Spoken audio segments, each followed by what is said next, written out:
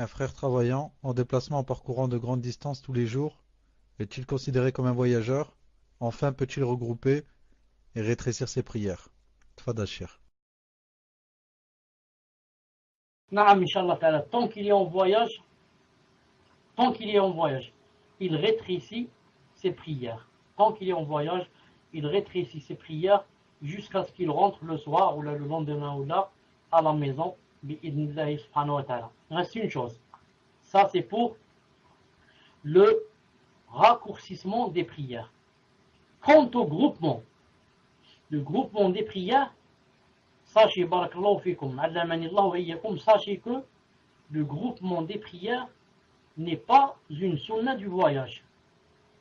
La sunna du voyage, en parenthèse, qui est une obligation, ou bien qui frise l'obligation, c'est de rétrécir les prières quand on est en voyage.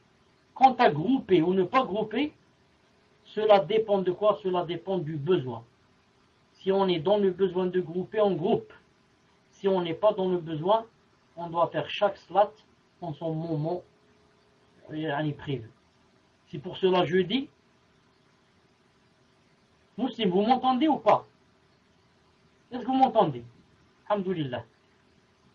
Car je viens de répondre et toi tu m'as posé la question. Donc je dis, c'est pour cela que il est possible que je ne voyage pas et que je groupe des fois entre deux salats.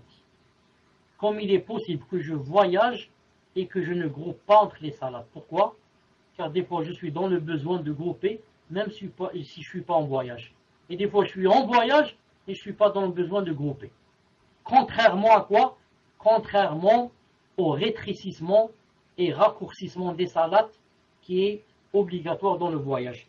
Ou alors vraiment presque obligatoire. Tfadal.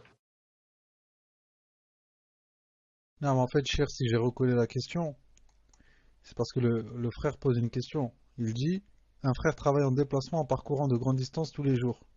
Et là, il demande, est-il considéré comme un voyageur? Et bon, Wallahu a'lam, à celle-ci, en fait, vous n'avez pas répondu, cher. Donc, si je n'ai pas répondu, c'est que vous ne m'avez pas entendu. Quand j'avais commencé par cela, j'avais dit que tant qu'il n'est pas chez lui, qu'il est sorti, qu'il a fait une certaine distance, que même s'il n'a pas, lui, dans son intention, que ses voyages, c'est un voyage malgré lui. Ça n'a pas besoin de niya. La niya, c'est où? C'est quand je sors de chez moi. Je vais vous donner un exemple. Par exemple, de chez moi, là où j'habite, par exemple, jusqu'à une ville, par exemple, qui s'appelle Hadjout. Il y a entre moi et cette ville 70 km.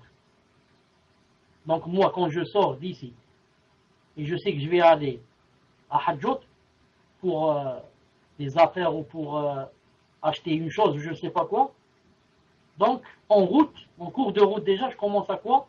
À raccourcir la salade. Maintenant, quand j'arrive là-bas dans la mosquée, je ne raccourcis pas, car je prie comme imam.